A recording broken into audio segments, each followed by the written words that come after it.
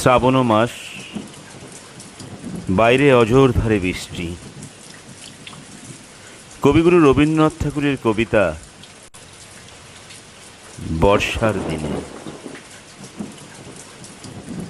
এমনও দিনে তারে বলা যায়, এমনও ঘন ঘোর বরিশায়, এমনও মেঘস্বরে বাদল ঝড় ঝরে, তপনহীন ঘন তমসায়। এমনও দিনে তারে বলা যায়, সে কথা শুনিবে না কেহ আর, নিভৃত নির্জন চারিধার, দুজনে মুখোমুখি গভীর দুঃখে দুঃখী, আকাশে জল ঝরে অনিবার, জগতে কেহ যেন নাহি আর।